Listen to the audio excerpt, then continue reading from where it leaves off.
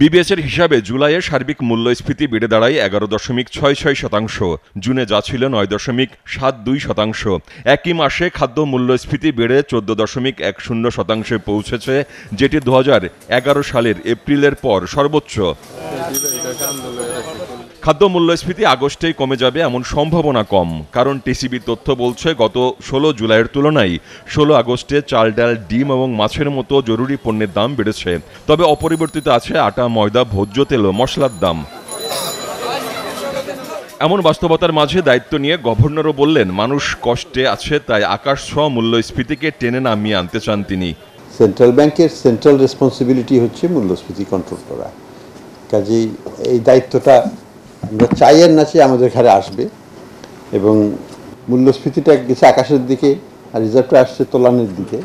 তো দুটোকে কীভাবে রিব্যালেন্স করে মাঝে মাঝে জায়গায় নিয়ে আসা যায়, একটা রেসপেক্টেবল জায়গায়, সেটা আমাদের চেষ্টা করতে হবে। একদিনে তো হবে না, একদিন মানে কি 1 বছরও হবে না।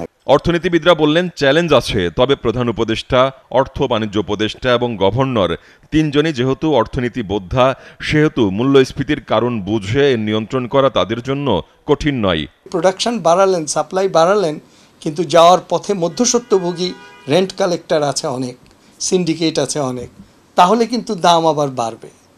অথবা এটাও ঠিক, আপনি ক্রেডিট দিলেন, সুদের হারও কমালেন, সাপ্লাই সাইডে ইনসেন্টিভ দিলেন প্রোডাকশানের, কিন্তু বাইরের কাঁচামালের দাম, যন্ত্রপাতির দাম ডলারের ডিপ্রিসিয়েশনের কারণে বেড়ে গেল, তাহলে সাপ্লাই সাইডে আপনার ডিজায়ার্ড এফেক্ট হবে না। তাদের প্রতি যে মানুষের যে আস্থাটা আছে, সেই আস্থা ধরে রাখতে হবে। আস্থার প্রতিফলন হিসেবে সুনির্দিষ্টভাবে তাদের অ্যাকশনগুলো নিতে হবে। সেই অ্যাকশনগুলো যদি নির্মোহভাবে এবং ইফেক্টিভলি তারা ইমপ্লিমেন্ট করা শুরু করতে পারেন, তখন আস্থাটা আরও বাড়বে এবং তখন এটার একটা ইতিবাচক ফল পড়তে পারবে। তবে তাদের পরামর্শ হলো, সংকটময় সময়ে অসাধু ব্যবসায়ীরা যেন সুযোগ হিসেবে ব্যবহার করতে না পারে, সেজন্য অতি জরুরি পণ্যগুলোর চাহিদার অন্তত 1/3 সরকারকে মজুদে রাখার ব্যবস্থা নিতে হবে দ্রুত।